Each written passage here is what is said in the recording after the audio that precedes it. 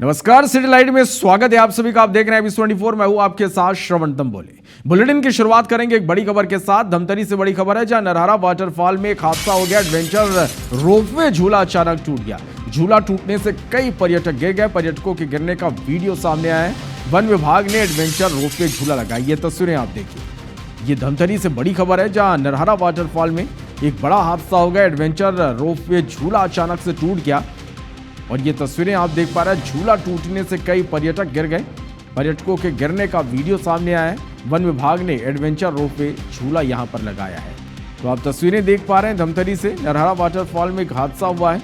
Adventure ropeway झूला अचानक से टूट गया। कई पर्यटक नीचे गिर गए। पर्यटकों के गिरने का वीडियो सामने आया। वन विभाग ने यहाँ पर एडवेंचर रोपवे झूला लगवाया है।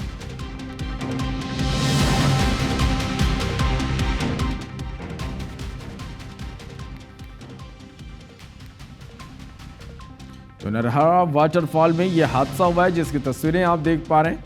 दरअसल यहां पर एडवेंचर रोपवे झूला लगा था, जो अचानक से टूट गया। कई पर्यटक इस दौरान इस हादसे में गिर गए।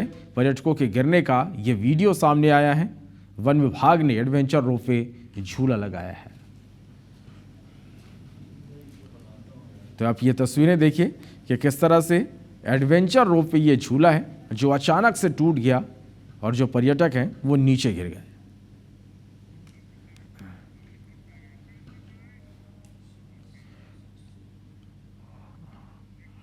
राजधानी भोपाल में अपने कर्मचारी को कम सैलरी देना एक इंजीनियर की मौत की वजह बन गई। 24 दिन पहले भोपाल में शहर से कुछ दूर सूखी सेवनिया इलाके में इंजीनियर कपिल शर्मा का कार में शव पड़ा मिला था। उसके गले में धारदार हथियार से गला रेतने के निशान थे। बाग सेवनिया इलाके में रहने वाले इंजीनियर कपिल शर्मा से आखिरी बार जिस नंबर से बात हुई थी, पुलिस ने उस शख्स को पकड़ा। वो शख्स दीपक था। दीपक ही हत्यारा निकला। उसने अपने जीजा के साथ मिलकर कपिल को मौत के घाट उतारा था। दरअसल आरोपी दीपक कपिल के गोदाम में चौकीदारी करता था। कपिल उसे 1500 रुपए देता था। दीपक ने कई बार सैलरी बढ़ाने को कहा, लेकिन कपिल ने उसकी बात अनसुनी कर दी। बस इसी बात से नाराज दीपक ने कपिल को मौत के घाट उतार दिया। मृतक कपिल की पहली पत्नी की कोरोना से मौत हो गई थी। उसके बाद अपने 3 साल के बेटे की खातिर उसने दूसरी शादी की थी। दिनांक 6/7 को पुलिस को सूचना प्राप्त हुई थी कि एक कार में एक अज्ञात व्यक्ति की बॉडी पड़ी हुई है। गहराई से जब हमने विवेचना की तो उसमें पुलिस को यह सूचना प्राप्त हुई कि एक दीपक साहू नाम का व्यक्ति ये स्वीकार किया कि रस्सी से पहले उसका गला कस दिया और उसके बाद एक कटर से उसके गले को काट दिया और इस प्रकार से उसकी हत्या की गई। अंबिकापुर के लखनपुर थाना क्षेत्र में शराब पीने के विवाद में एक युवक की हत्या का मामला सामने आया। युवक ने अपने दोस्त की चाकू मारकर हत्या कर दी। वहीं बीच बचाव करने वाला दूसरा युवक घायल हो गया। मामले में लखनपुर पुलिस ने आरोपियों को हिरासत में लिया है। दरअसल मामूली विवाद में हत्या की वारदात रजपुरी कला में घटी है, जहां 28 जुलाई की रात 5 बजे 5 दोस्तों ने जमकर शराब पी और इस दौरान हंसी मजाक के दौरान चिंटू प्रजापति ने मदन सिंह और सुदर्शन दास पर चाकू से हमला कर दिया, जिससे मदन सिंह मौके पर मौत हो गई। घटना के बाद चिंटू राम प्रजापति फरार था, जिसे पुलिस ने हिरासत में ले लिया है। मामले की जांच में पुलिस जुटी हुई है। इसमें थाना लखनपुर में एक सूचना आई कि 3-4 दोस्त पार्टी कर रहे थे। चिंटू प्रजापति उनके अन्य साथी, तो उनके साथ ये भी पीने खाने के लिए बैठ गया। चिंटू को ये हमेशा चिढ़ाता था, तेरी बहन के साथ मेरा संबंध है तो तू मेरे को दामान बोला कर करके। उसी बात पे इन लोगों का विवाद हुआ और जो आरोपी चिंटू है वो घर से चाकू लाया और मदन के ऊपर वार कर दिया। उससे उनकी मृत्यु हो गई। उसमें भी पुलिस मर्ग कायमी करके जांच कर रही है। ग्वालियर पुलिस ने नाबालिग का अपहरण कर दुष्कर्म करने वाले 2 आरोपियों को उत्तर प्रदेश के बांदा से गिरफ्तार किया है। नाबालिग को मई में पुलिस ने बरामद किया था, लेकिन आरोपी फरार चल रहे थे। नाबालिग ने पूछताछ में बताया कि आरोपी ने उसे बांदा में एक घर में बंधक बनाकर रखा, हर दिन उसके साथ दुष्कर्म किया, जिसके बाद पुलिस आरोपी और उसकी मदद करने वाले मुंह बोले मामा की तलाश में जुटी हुई है। पुलिस ने दोनों आरोपियों से पूछताछ की।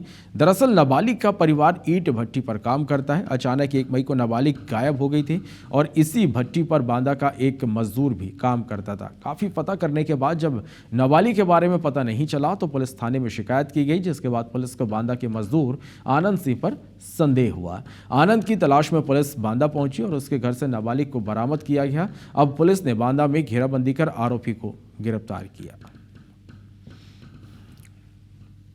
थाना उडीला में मई माह में एक बालिका जो है गुमशुदगी दर्ज की गई थी, एक बालिका की, जो कि वहीं ईंट के भट्टे पर काम करती थी और वहीं पास में ही ईंट के भट्टे पर काम करने वाले एक आनंद पर्यान नाम के व्यक्ति के साथ चली गई थी। 164 के जो बयान है उसमें उसने बताया कि उसके साथ गलत काम हुआ, जिस पर 376 पॉक्सो और SC/ST की धाराओं की वृद्धि की गई। आनंद परिहार और गुड्डू वर्मा जो कि इसका मुंह वाला मामा है, बांदा में दबिश देकर के इन दोनों को गिरफ्तार किया, बाकी अग्रिम विवेचना जारी।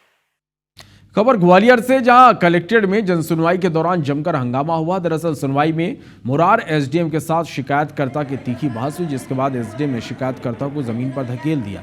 घटना का वीडियो सामने आया जो वायरल भी हो रहा है। घटना के बाद यूनिवर्सिटी थाना पुलिस को बुलाकर युवक को हिरासत में लिया गया। बता दें कि युवक ने अवैध कॉलोनी के खिलाफ कार्रवाई नहीं करने की शिकायत पहले भी की थी। युवक का कहना है कि जनसुनवाई में आवेदन देने के बाद सिर्फ आश्वासन मिलता था। मामले में कलेक्टर ने जाँच का आश्वासन दिया।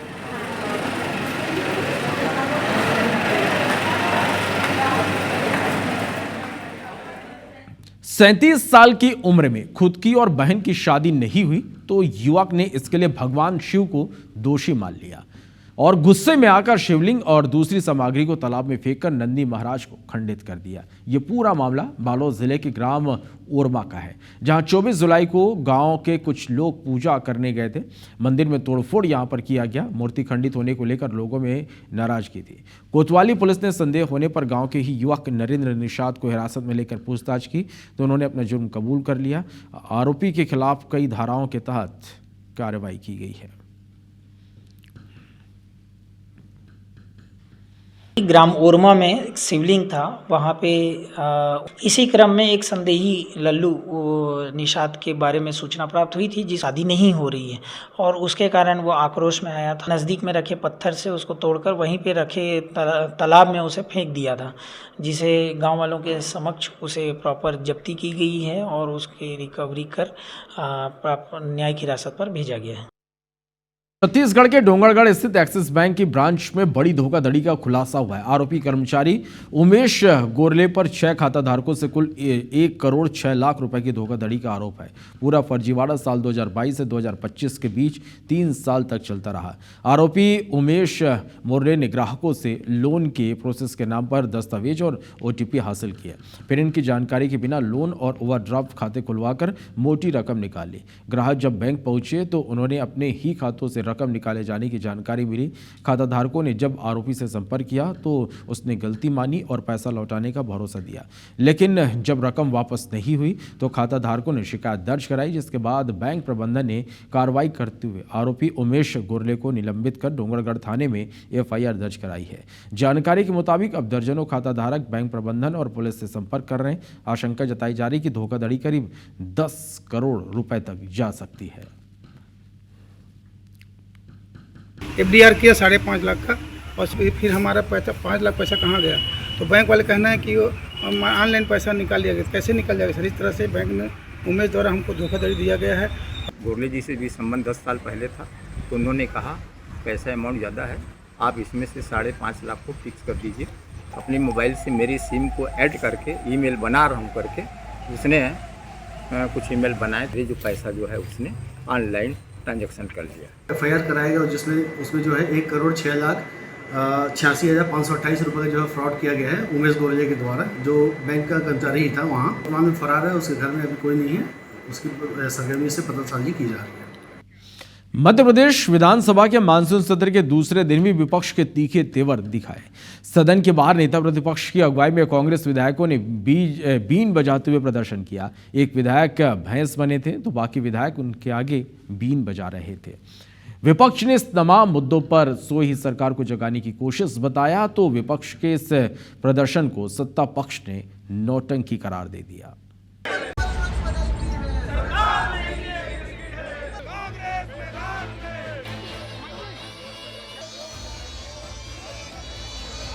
ये तस्वीरें देखकर आप थोड़ा हैरान हो रहे होंगे।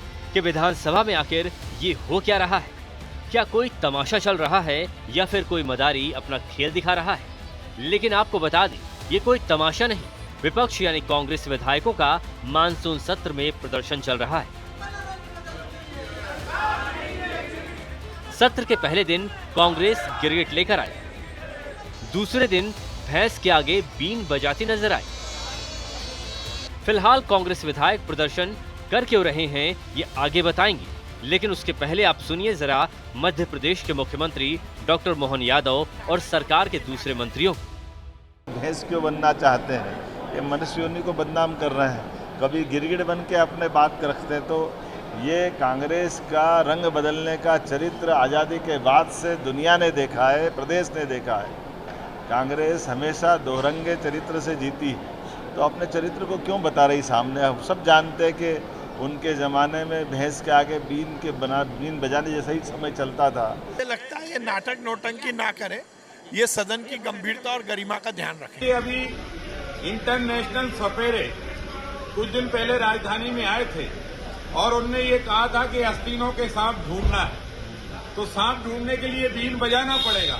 और कांग्रेस के अंदर इतने अस्तित्वों के सांप हैं कि उनको ढूंढने के लिए वो बीन बजाने का प्रयत्न कर रहे हैं। कांग्रेस ने विधानसभा को तमाशे की जगह बना दिया है, ये कहना है सत्ता पक्ष का। लेकिन कांग्रेस उल्टा ये कह रही है कि विधानसभा के भीतर उनकी सुनवाई नहीं हो रही, मजबूरन उन्हें ये हथकंडे अपनाने पड़ रहे हैं। लेकिन सवाल तो ये है कि मानसून सत्र का पहला दिन भी परंपरा के मुताबिक चला और आज दूसरे दिन की बैठक भी पूरी हुई, वो भी कार्य मंत्रणा समिति की बैठक में तय हुए एजेंडों के साथ। सारे सवालों के जवाब सत्ता पक्ष ने दिए, लिखित में भी और मौखिक भी। सदन के नेता होने के नाते खुद मुख्यमंत्री दोनों दिन सत्र में मौजूद रहे। बावजूद इसके कांग्रेस कह रही है कि उनके सवालों का जवाब बीजेपी सरकार विधानसभा में नहीं देती। सरकार भ्रष्टाचार में लगी है, तो ये बहस है, ये सरकार है जो कुछ नहीं सुनना चाहती, इसलिए बीन एक जनता की बीन है जो कांग्रेस पार्टी बजा रही है। हर विधायक अपनी बात रख सकता है, लेकिन अगर विधायकों के साथ ही अन्याय हो रहा है तो फिर हम क्या उम्मीद करें विधानसभा से।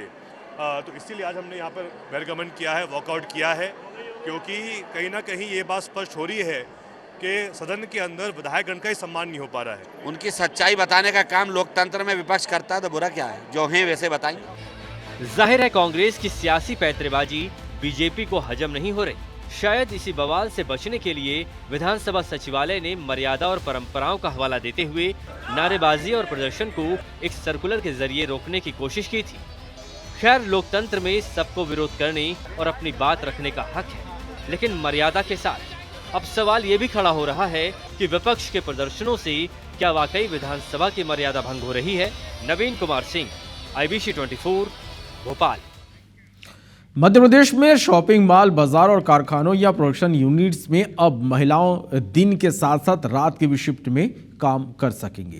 दरअसल विधानसभा में श्रम विधियां संशोधन और उपबंध विधेयक 2025 पारित हो गया। श्रम मंत्री प्रहलाद पटेल ने यह विधेयक विधानसभा में पेश किया था, जिसे सदन में पारित कर दिया गया। विधेयक पारित होने के बाद अब रात में भी महिलाएं संस्थान में काम कर सकेंगी। इसके लिए महिलाओं की सुरक्षा से संबंधित प्रोटोकॉल का पालन नियोक्ता यानी एम्प्लॉयर को करना होगा। श्रम मंत्री प्रहलाद पटेल ने कहा कि औद्योगिक श्रम अधिनियम दुकानदारों के लिए बनाया गया है, ये मजदूर और मालिक दोनों के लिए है। एक नियम है कि सप्ताह में कितने घंटे काम करेंगे, उसको बढ़ाने के संबंध में नियम है। महिलाओं को भी रात में करें, इसे लेकर मंत्री ने कहा कि इस अधिनियम में एक शब्द पुरुष को हटाया गया ताकि समानता का भाव आ सके। वहीं बीजेपी ने जहां विधेयक का स्वागत किया, तो वहीं कांग्रेस ने कहा कि महिलाएं प्रदेश में सुरक्षित नहीं है, सरकार को महिलाओं की सुरक्षा की गारंटी भी देनी होगी।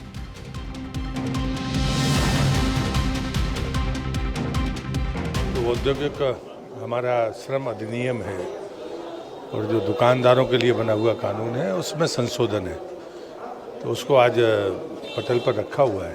वो दोनों मजदूर के लिए और व्यापारी के लिए, दोनों के लिए उपयोगी होगा।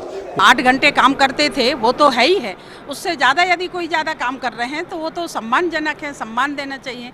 बहुत अच्छा हुआ है। पुरुष काम करेंगे, महिला काम नहीं करेंगी, तो ये हम हमारी सरकार ने, भारतीय जनता पार्टी की सरकार ने करके दिखाया है कि महिलाओं को जितनी पुरुष काम कर सकता है रात में, महिला भी कर सकती है। क्योंकि बच्चियां गुम हो रही है, महिलाएं गुम हो रही है, बहुत सारी महिलाओं के ऊपर अत्याचार हो रहा है। सार्वजनिक जिस प्रकार के जो केसेस आ रहे हैं छोटे छोटे बच्चों के ऊपर, तो ये जो सेफ्टी की जिम्मेदारी भाजपा की सरकार लेगी। बिल तो पास करवा ले, लेकिन सेफ्टी की जिम्मेदारी भाजपा सरकार की रहेगी। मध्य प्रदेश के मुख्यमंत्री डॉक्टर मोहन यादव ने ओबीसी आरक्षण पर हुए कांग्रेस के प्रदर्शन को लेकर निशाना साधा। सीएम ने कहा कि हम डंकी की चोट पर कह रहे हैं कि ओबीसी को 27% आरक्षण देंगे। हमारे कई विभागों के अंदर जहां स्टे नहीं था वहां 27% आरक्षण दे दिया गया, लेकिन जहां कोर्ट में मामला अटका पड़ा है, इसके लिए कोर्ट में भी हम सरकार का पक्ष रख रहे हैं। सीएम ने कहा कि एसटी, एससी, ओबीसी सभी के लिए हमारे मन में भाव बराबर है। वहीं सीएम मोहन ने यह भी कहा कि 13% ओबीसी आरक्षण का मामला कोर्ट में विलंबित है। हम कोशिश करेंगे कि वो 13% आरक्षण जिन्हें मिला है उन अभ्यर्थियों को हक के बराबर नौकरी मिले। मुख्यमंत्री ने कहा कि कांग्रेस अलग अलग समाज को भड़काने का काम करती है, जबकि सारी परेशानियां उसकी ही खड़ी की हुई है। वहीं पूर्व मुख्यमंत्री कमलनाथ ने सीएम के बयान पर कहा कि मैंने जो किया था वो कोई छिपकर नहीं किया था।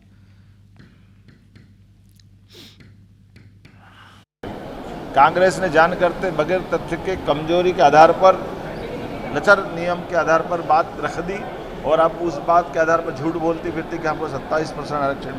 हम डंके की चोट कह रहे 27% आरक्षण के लिए हम निश्चित रूप से देने वाले हैं और हमारे कई विभागों के अंदर जहां स्टे नहीं था हमने 27% ऑलरेडी आरक्षण दे दिया है। ये आज न्याय का प्रश्न है, ये ओबीसी का प्रश्न नहीं है।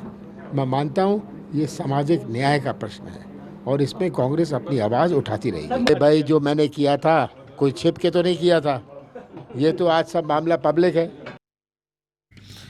मध्य प्रदेश के सरकारी कॉलेजों में, यूनिवर्सिटी में नए विषय तो शुरू हो रहे हैं, लेकिन पढ़ाने वाले नहीं हैं। प्रदेश में उच्च शिक्षा की गुणवत्ता को लेकर तमाम दावे किए जाते हैं, लेकिन पढ़ाने के लिए शिक्षक ही नहीं है। दरअसल ये खुलासा हुआ खुद विधानसभा में सरकार के जवाब से कि प्रदेश में उच्च शिक्षा अतिथि शिक्षकों के भरोसे चल रहा है। सरकारी कॉलेजों में सहायक प्राध्यापकों के 12,895 पद हैं, जिनमें से 7,498 पद खाली हैं। 4,015 पदों पर अतिथि विद्वानों को रखकर काम चलाया जा रहा है। यही स्थिति प्रदेश के 17 सरकारी यूनिवर्सिटी की भी है, जिसमें 1,069 सहायक प्राध्यापकों के पद स्वीकृत हैं, लेकिन 794 खाली हैं। 5 सरकारी यूनिवर्सिटी में तो एक भी सहायक प्राध्यापक नहीं है। यह जानकारी उच्च शिक्षा मंत्री इंद्र सिंह परमार ने विधानसभा में कांग्रेस विधायक पंकज उपाध्याय के प्रश्न के लिखित उत्तर में दी। हालांकि अब उच्च शिक्षा मंत्री इंद्र सिंह परमार ने कहा कि सरकार जल्द खाली पदों पर भर्ती कर रही है।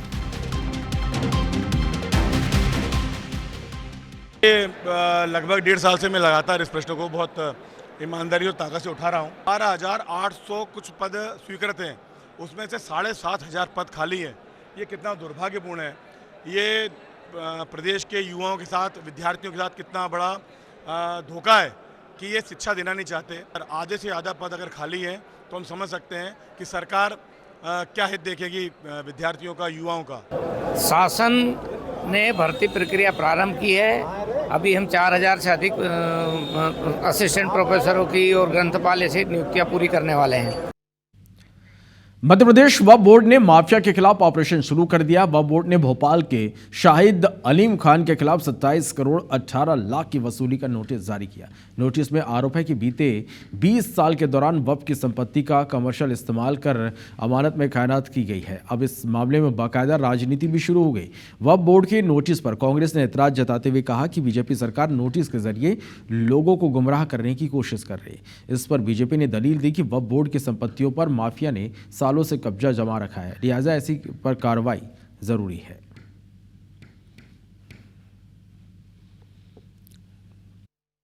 वक्फ बोर्ड गुमराह कर रहा है, जैसे वक्फ कानून में गुमराह कर रहा था कि ये बताना चाह रहा था कि वक्फ कानून इसलिए ला रहे हैं, बदलाव कर रहे हैं कि जनता को, गरीबों को, यतीमों को फायदा होगा।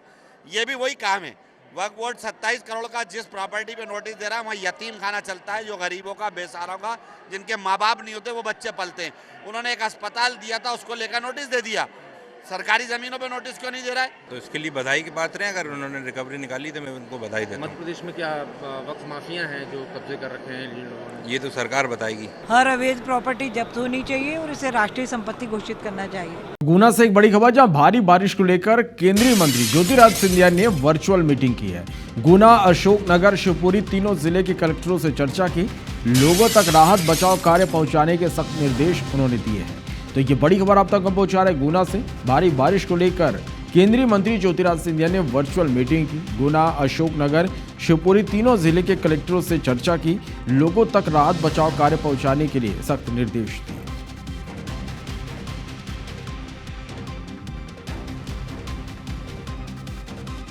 तो जिस तरह से भारी बारिश के बाद बाढ़ के हालात हैं, जनजीवन पूरी तरह से अस्त व्यस्त हुआ है, लोग फंसे हुए हैं, उन तक राहत पहुंचाने के लिए केंद्रीय मंत्री ज्योतिरादित्य सिंधिया ने वर्चुअली बैठक ली और हर एक संभव हर एक मदद लोगों तक पहुंचाने के उन्होंने सख्त निर्देश दिए।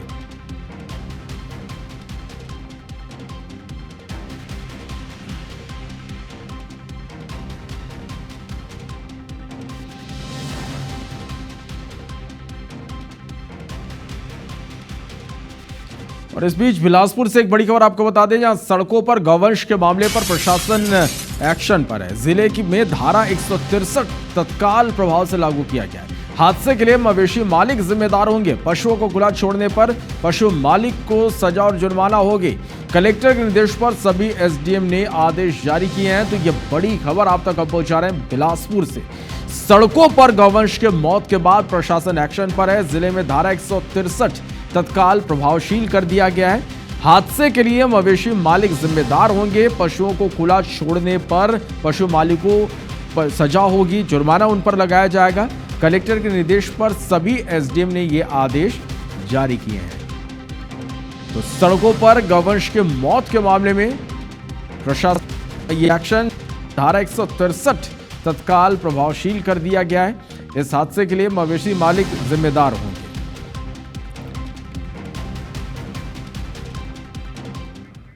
मध्य प्रदेश विधानसभा में आज लाडली बहना योजना का मुद्दा गूंजा। बीजेपी सरकार भले ही यह कहती हो कि 2028 तक सरकार लाडली बहनों के खातों में राशि 3000 तक कर देगी, लेकिन विधानसभा में सरकार ने ही ये जवाब दिया है कि फिलहाल 3000 की राशि किए जाने का कोई प्रस्ताव नहीं है। कांग्रेस विधायक पंकज उपाध्याय ने लाडली बहना योजना की राशि के संबंध में प्रश्न लगाया था। लाडली बहना योजना में राशि 3000 किए जाने की सरकार की क्या योजना है, जिसके लिखित जवाब में महिला बाल विकास विभाग की मंत्री निर्मला भूरिया ने यह जानकारी दी। वर्तमान में कोई प्रस्ताव विचाराधीन नहीं है। वहीं कांग्रेस विधायक अनुभा ने लाडली बहना योजना के कैलेंडर वितरण में भ्रष्टाचार का आरोप लगाया। प्रश्नकाल में उन्होंने बालाघाट में कैलेंडर वितरण को लेकर सवाल पूछा। इस पर मंत्री निर्मला भूरिया ने कहा कि 3,61,832 में से 1,64,000 कैलेंडर का वितरण नहीं किया गया। जांच के बाद दोषियों पर कार्रवाई हो रही है। वहीं बीजेपी विधायक पूर्व महिला एवं बाल विकास मंत्री अर्चना चिटनिस ने कांग्रेस पर महिलाओं के विरोधी होने के आरोप लगाए। आज मेरा लाडली बहना का एक बहुत महत्वपूर्ण प्रश्न था, जिसमें मैंने पूछा था कि मुख्यमंत्री जी 3000 रुपये की घोषणा कब करी और कब 3000 देना प्रारंभ करेंगे। हमारे बालाघाट जिले में एक भारी भ्रष्टाचार किया गया है वहाँ के महिला बाल विकास विभाग की तरफ से।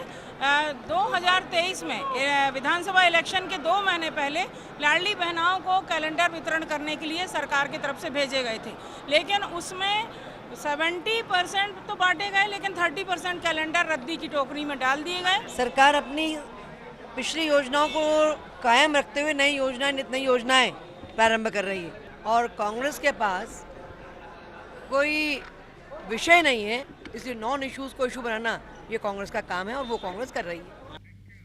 17 मांगों को लेकर पिछले 3 दिनों तक प्रदेश के सभी तहसीलदारों और नायब तहसीलदार धरने पर बैठे हैं। तहसीलदारों ने 29 जुलाई को संभाग स्तर प्रदर्शन किया। 3 तस्वीरें इसको आपको हम दिखा रहे हैं। बस्तर संभाग में तहसीलदारों की हड़ताल का असर दिख रहा है। जगदलपुर में मंगलवार को संभाग के तहसीलदार और नायब तहसीलदारों ने पुरानी मंडी परिसर में धरना दिया। सरगुजा संभाग में कई तहसीलदारों ने अपनी मांगें मनवाने सरकार से गुहार लगाई। तहसीलदारों का कहना है कि 30 जुलाई को प्रदेश की राजधानी रायपुर में प्रदर्शन किया जाएगा। बिलासपुर संभाग में तमाम तहसीलदारों नायब तहसीलदार संभागीय मुख्यालय में धरना प्रदर्शन में शामिल होंगे। बिलासपुर में मुंगेली नाका ग्राउंड में संघ ने धरना आंदोलन किया। प्रदर्शन के साथ छत्तीसगढ़ कनिष्ठ प्रशासनिक सेवा संघ ने अपनी 17 सूत्री मांगों के शासन के सामने उन्होंने रखी, जिसमें डिप्टी कलेक्टर पद पर पदोन्नति के अनुपात को पूर्व की भांति 50-50 करने समेत 17 मांगे रखी गई। बिलासपुर में बीजेपी के वार्ड चौपाल पर सियासत गर्म है। बीजेपी नेता वार्ड चौपाल के जरिए आम लोगों तक पहुंच रहे हैं। बीजेपी विधायक चौपाल लगाकर राज्य और केंद्र सरकार की उपलब्धियों को गिनवा रहे हैं, जनता की समस्या भी सुन रहे हैं। बिलासपुर विधायक अमर अग्रवाल भी वार्डों में चौपाल लगा रहे हैं, लेकिन कई वार्डों में यहां उन्हें लोगों के गुस्से का भी सामना करना पड़ा, क्योंकि कहीं बिजली तो कहीं पानी तो कहीं कुछ और समस्या, जिसकी वजह से लोग परेशान हैं। बीजेपी विधायक लोगों की शिकायतों नाराजगी को स्वाभाविक बता रहे हैं। इधर कांग्रेस का कहना है कि ट्रिपल इंजन की सरकार फेल है।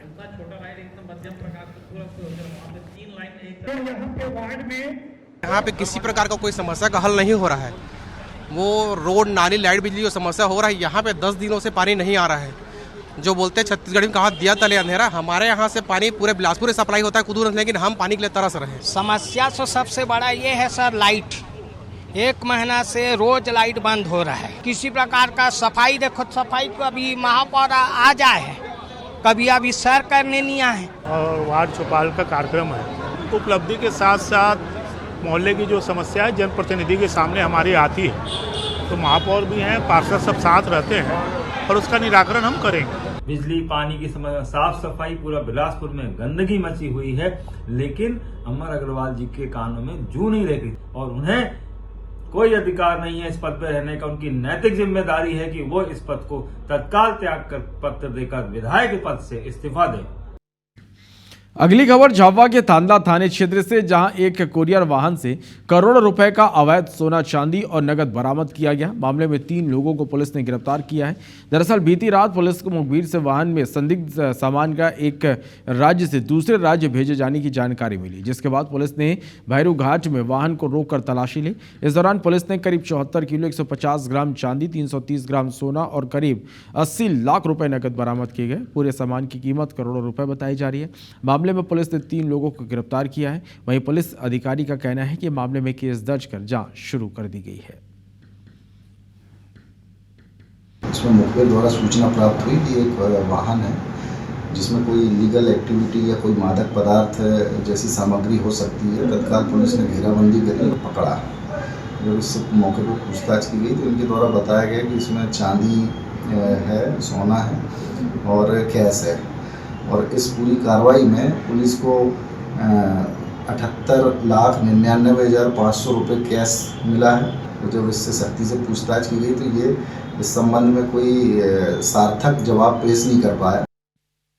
ऑपरेशन सिंदूर के बाद अवैध रूप से रह रहे एक बांग्लादेशी घुसपैठियों की तलाश देश भर में चल रही है। मध्य प्रदेश के 6 जिले ग्वालियर, भोपाल, इंदौर, जबलपुर, कटनी और शाजापुर में ऐसे 386 संदेही चिन्हित किए गए, जो बंगाल, बिहार और असम के अलग अलग जिलों में आकर कुछ समय पहले ही यहां रहने लगे हैं। इनके पास जो दस्तावेज मिले हैं, इनकी पड़ताल के लिए 6 टीमें बंगाल, बिहार और असम के 27 जिलों के लिए रवाना हो गई हैं। ग्वालियर में ऐसे 94 संदेही चिन्हित किए गए हैं। केंद्रीय गृह मंत्रालय के निर्देश के बाद ही मध्य प्रदेश पुलिस ने सभी जिलों में बंगाल, बिहार, असम से आकर यहां रह रहे लोगों को चिन्हित करने के लिए सर्वे शुरू किया। इसमें सबसे ज़्यादा मुस्लिम हैं, जो कुछ साल पहले यहां आकर रहने लगे। इनकी सूची तैयार कर ली गई है। अब इन्होंने बंगाल, बिहार और असम में जहां से आने के जो दस्तावेज हैं, उनकी जाँच के लिए टीम बनाई गई है। ये सभी टीमें रवाना हो चुकी हैं। अब यह टीमें बंगाल, बिहार, असम में रहकर परीक्षण करेंगे, फिर रिपोर्ट तैयार की जाएगी। सूत्रों के मुताबिक ग्वालियर 94 संदेहियों को वनकुरा का 1, मिदनापुर का 1, मिदनापुर पश्चिम के 30 और हुगली के 62 संदेही हैं। संबंध में कार्रवाई चल रही है। असम के कुछ जिले इसमें मिले हैं, कुछ पश्चिम बंगाल के भी मिले हैं। तो इसमें आप पहले तो हमने पूरे ग्वालियर जिले में सभी जगह ये चेक करवाया था कि ये कहाँ का निवास रहता है इस प्रकार के लोग। अब एक दोबारा हमने टीम भेजी है इनके मूल निवासियों को वेरिफिकेशन के लिए। तो असम और मेघालय टीम इसमें गई है और जा भी रही है। वेरिफिकेशन के उपरांत इसमें स्थिति स्पष्ट होगी। आपने अभिनेता पंकज कपूर की फिल्म चला मुसद्दी ऑफिस तो जरूर देखी होगी, जिसमें पंकज कपूर को अपने आप को जीवित साबित करने के लिए कभी इस ऑफिस तो कभी उस ऑफिस भटकना पड़ता है। और इस फिल्म की बात हम इसलिए कर रहे हैं क्योंकि छतरपुर से एक ऐसा ही मामला सामने आया है जिसमें बछौन निवासी बुजुर्ग सौखी अहिरवार अपने आप को जीवित साबित करने के लिए वकील और परिवार के साथ जन सुनवाई में पहुंचे। वकील के मुताबिक सौखी अहिरवार के नाम से जमीन है, लेकिन बछौन के तत्कालीन सचिव ने फर्जी मृत्यु प्रमाण पत्र बनवाकर देवीदीन तनय महगू के नाम पर 22 अक्टूबर 2007 में जमीन करवा दी थी। जब वो जमीन की KYC कराने पहुंचे तब उन्हें पता चला कि उनकी जमीन किसी और के नाम है। अब वो अपनी जमीन को वापस पाने के लिए संघर्ष कर रहे हैं। वहीं कलेक्टर ने मामले में जांच के आदेश दिए हैं। का नाम सौखी पिता कंधी अहिरवार है। ये मूल निवासी बछौन के रहने वाले हैं। आप ये क्या है, पढ़े लिखे है नहीं, इन्हें कागजों के बारे में कोई जानकारी नहीं है कि हमारे कागज में क्या लेख है, कहाँ हमारी जमीन है, कहाँ क्या है, उसमें किसके बारे में कोई जानकारी नहीं है। मृत्यु प्रमाण पत्र 10/7/2007 में जारी हो गया था। जब हमने क्या स्कीम की जमीन की KYC के लिए हमने जब ग्राहक सेवा केंद्र में गए तो उन्होंने देखा कि ये जमीन तो दूसरे व्यक्ति के नाम दर्ज है। पंजी के आधार पे इनका फर्जी तरीके से फर्जी मृत्यु प्रमाण पत्र बना के इनके नाम की जमीन अपने नाम हड़प ली है। बिलासपुर हाई कोर्ट ने आबकारी घोटाले के आरोपी अनवर ढेबर की याचिका को खारिज कर दिया। याचिका में ACB और EOW की गिरफ्तारी को अवैधानिक बताते हुए FIR रद्द करने की मांग की गई। बता दें कि छत्तीसगढ़ के बहुचर्चित शराब घोटाले में ED की जांच रिपोर्ट के आधार पर ACB में FIR दर्ज कराई है, जिसमें 2000 करोड़ रुपए से ज्यादा के घोटाले होने का दावा किया गया है। ED ने अपनी जांच में पाया कि तत्कालीन भूपेश सरकार के कार्यकाल में IAS अफसर अनिल टुटेजा, आबकारी विभाग के MD AP त्रिपाठी और कारोबारी अनवर ढेबर के अवैध सिंडिकेट के जरिए घोटाले को अंजाम दिया गया था। मामले में अनवर ढेबर को ACB ने गिरफ्तार किया था। उसने आरोप लगाया कि गिरफ्तारी का पंचनामा, कारणों की सूचना और केस डायरी की कॉपी नहीं दी गई है। ये सुप्रीम कोर्ट की गाइडलाइन के खिलाफ है। मामले की सुनवाई के दौरान राज्य सरकार की तरफ से बताया गया कि सरकारी शराब दुकानों से अवैध शराब डुप्लीकेट होलोग्राम लगाकर बेची गई, जिसकी वजह से सरकार को करोड़ों का राजस्व का नुकसान हुआ। ये गंभीर अपराध है जिसमें 2 बार याचिका खारिज हो चुकी है। एम्बुलेंस सेवा 108 की जर्जर स्थिति पर हाई कोर्ट में सुनवाई हुई। कोर्ट को बताया गया कि राज्य में कुल 298 बेसिक लाइफ सपोर्ट एम्बुलेंस और 30 एडवांस लाइफ सपोर्ट एम्बुलेंस है। इसके साथ ही इन एम्बुलेंसों में दवाई और उपकरण भी उपलब्ध है। हाई कोर्ट ने मामले में को मॉनिटरिंग के लिए रखते हुए अगली सुनवाई 26 अगस्त को तय की है। दरअसल 108 वाहनों के संबंध में आई रिपोर्ट के अनुसार साल 2019 से संचालित एम्बुलेंस की हालत बिगड़ती जा रही है। नियमों के मुताबिक 3 लाख किलोमीटर से ज्यादा चल चुकी गाड़ियों को बंद किया जाना चाहिए, जिससे उनकी फिटनेस पर सवाल उठ रहे हैं। एम्बुलेंस में फर्स्ट एड बॉक्स, दवाइयां और उपकरण भी पर्याप्त नहीं है। कई मामलों में एक्सपायरी दवाइयां एम्बुलेंस पर पड़ी मिली, जो मरीजों को स्वास्थ्य शिविरों के दौरान दी जाती थी।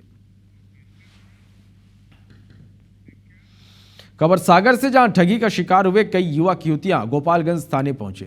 इस दौरान पुलिसकर्मियों ने उन्हें भगा दिया। पीड़ितों का कहना है कि वे एक नेटवर्क मार्केटिंग कंपनी वॉलियर्स में काम करते हैं, जहां मोटी रकम लेकर उन्हें काम पर रखा गया था, लेकिन बाद में न तो सैलरी दी गई और न ही पैसे लौटाए गए।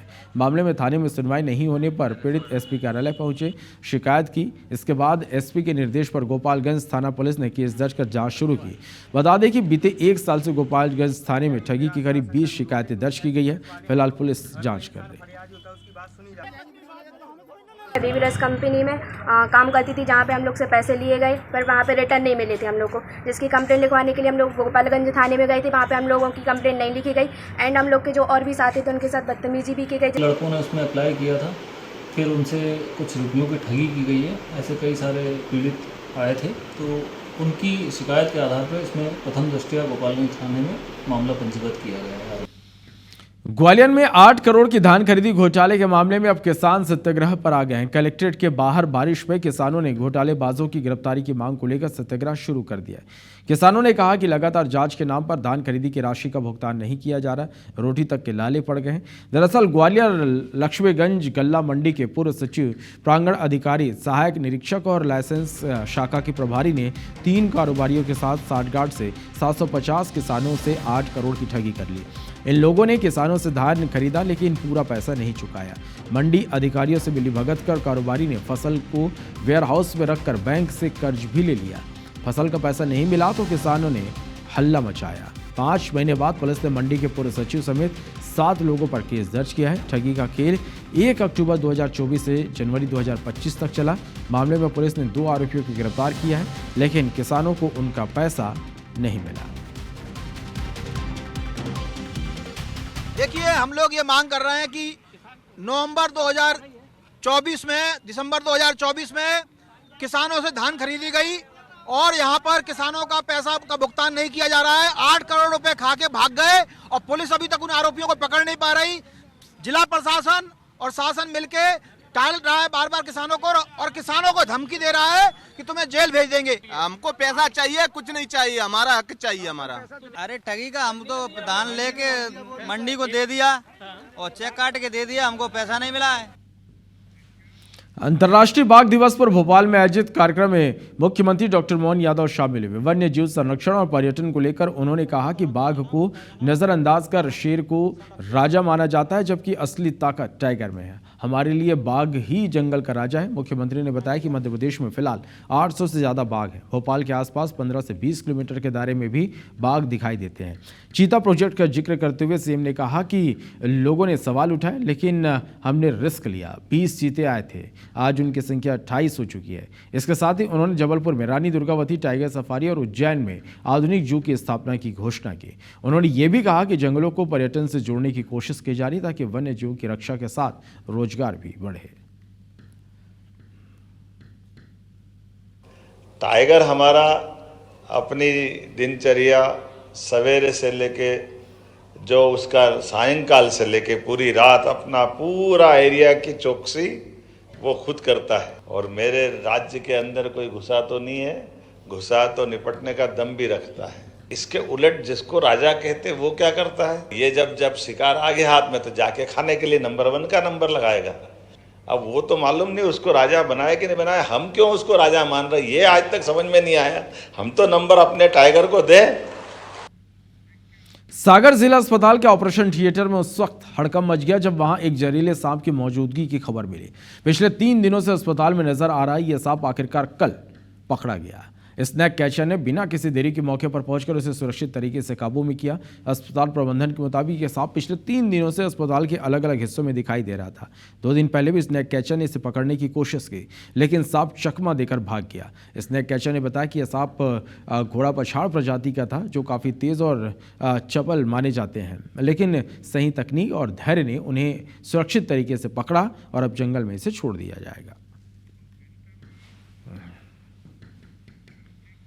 छत्तीसगढ़ की राजधानी रायपुर में चल रहा 2 दिवसीय green steel and mining summit 2025 का समापन हो गया। समारोह के दूसरे दिन प्रदेश के deputy CM Arun Sao, mining विभाग के सचिव पी दयानंद, माइनिंग विभाग डायरेक्टर रजत बंसल समेत देश दुनिया से आए स्टील सेक्टर के दिग्गज इस एक्सपर्ट में शामिल हुए। सभी ने मिलकर नए जमाने की जरूरत ग्रीन स्टील एंड माइनिंग विषय पर चर्चा की और छत्तीसगढ़ के स्टील इंडस्ट्री को इस ओर ले जाने के उपायों पर जोर दिया। समारोह के बाद आयोजक और भागीदारों ने इसे बेहद सार्थक और उपयोगी करार दिया।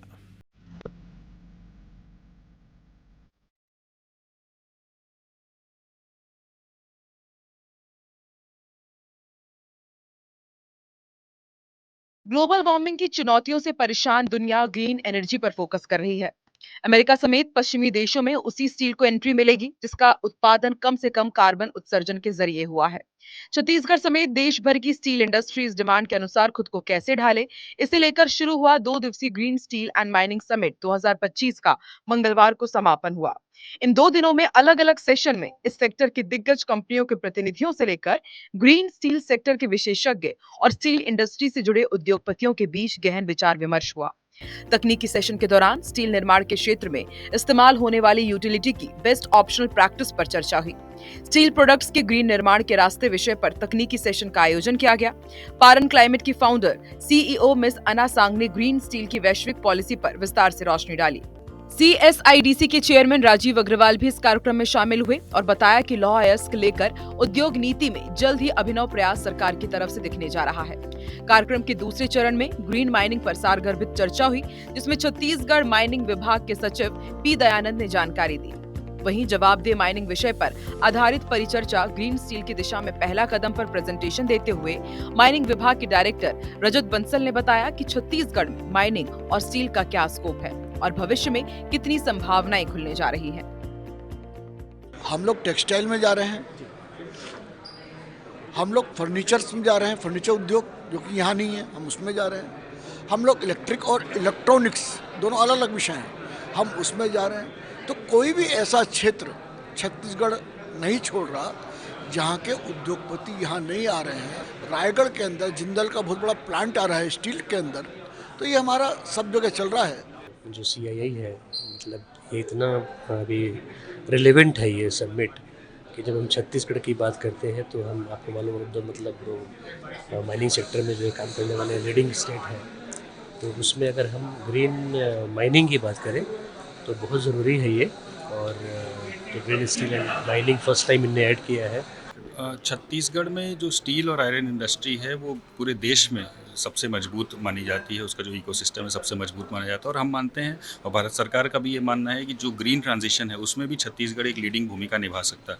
जैसा कि अभी प्रेजेंटेशन में भी बात हुई कि छत्तीसगढ़ के जो व्यापारी हैं जो ऑलरेडी स्टील सेक्टर में काम कर रहे हैं, टेक्नोलॉजी अडॉप्शन में भी वो बहुत आगे हैं और आने वाले समय में हम स्टेट गवर्नमेंट की तरफ से सोच रहे हैं कि हम लीडिंग स्टेट बन सकते हैं।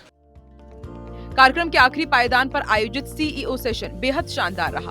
इसमें छत्तीसगढ़ की स्टील इंडस्ट्री से जुड़े दिग्गज उद्योगपति शामिल हुए और प्रदेश में स्टील इंडस्ट्रीज की यात्रा से लेकर भविष्य की तस्वीरों पर अपने अनुभव शेयर किए। सारडा एनर्जी एंड मिनरल के चेयरमैन कमल सारडा ने बताया कि छत्तीसगढ़ में हॉट चार्जिंग तकनीक का इस्तेमाल कर सबसे कम कार्बन उत्सर्जन कर स्टील तैयार करने का बहुत बड़ा काम गोयल ग्रुप ने कर दिखाया था। वहीं श्री बजरंग पावर एंड इस्पात लिमिटेड के मैनेजिंग डायरेक्टर नरेंद्र गोयल ने कहा कि ग्रीन की जगह क्लीन स्टील एंड माइनिंग का स्लोगन उचित होगा।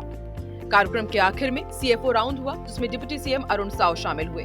इस दौरान निजी और सरकारी क्षेत्र के दिग्गज एक्सपर्ट ने न सिर्फ अपने विचार रखे बल्कि सवालों के जवाब भी दिए।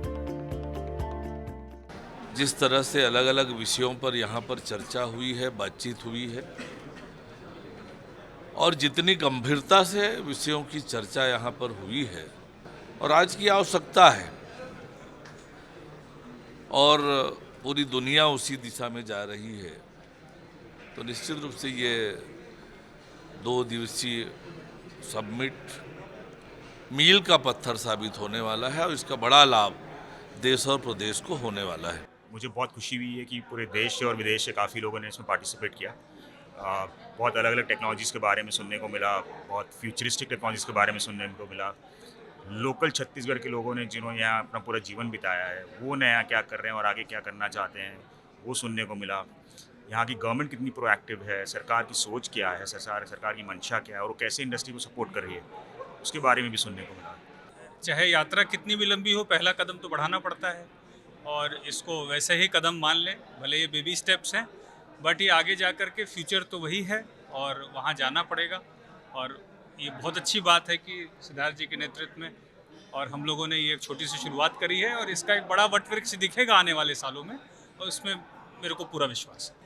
ग्रीन स्टील और ग्रीन माइनिंग में पूरे देश में एक मुहिम चलाई है प्रधानमंत्री जी ने और उस विषय में सभी लोग अपने क्षेत्र से जो कुछ कर सकते हैं, भले ही वो EV व्हीकल्स के साथ में है, भले ही वो रेन्यूएबल सोर्सेज जैसे सोलर में, हाइडल में, सब में इन्वेस्टमेंट कर रहे हैं और आगे सब चाहते हैं कि हम यहाँ से छत्तीसगढ़ से स्पेशली हम स्टील इंडस्ट्री से ग्रीन स्टील और क्लीन स्टील बनाएं और हमारे देश में और प्रदेश में इंडिया का नाम, छत्तीसगढ़ का नाम रोशन करें।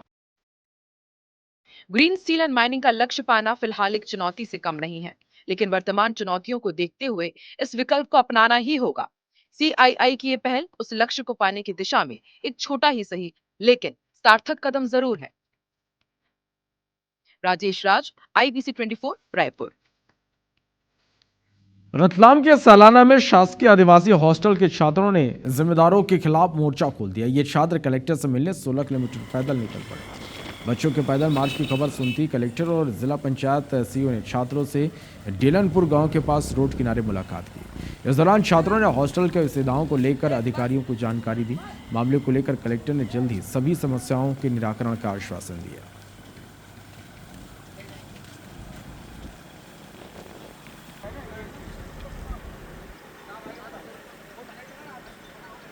कुछ हॉस्टल की समस्या थी, जो यूनिफॉर्म की समस्या थी, खाने पीने की समस्या थी, कुछ बाथरूम में पानी टपक रहा था, इस तरह की छोटी छोटी समस्या आती है। तो इसके लिए ये लोग पैदल चल के आ रहे थे, तो मैं स्वयं फिर मुझे मालूम चला कि ये लोग पैदल चल के आ रहे हैं, तो मैं स्वयं फिर रास्ते में इनसे मिल लिया हूँ, आकर के उनकी समस्या सुनी और जो समस्या निराकरण योग्य होंगे, जो यहाँ की होंगी, स्थानीय निराकरण किया जाएगा और जो जहाँ पे स्टेट लेवल पे फंड की प्रॉब्लम रहेगी तो उसके लिए हम स्टेट लेवल बात करेंगे। भोपाल देश की स्मार्ट सिटी कही जाने वाली राजधानी है, लेकिन बारिश ने इस स्मार्टनेस की असल तस्वीर सबके सामने ला दी। यहाँ पानी सड़कों पर नहीं, लोगों के भरोसे पर फिर रहा है। इस पानी ने नगर निगम के दावों की पोल खोल दी है। देखिए ये रिपोर्ट।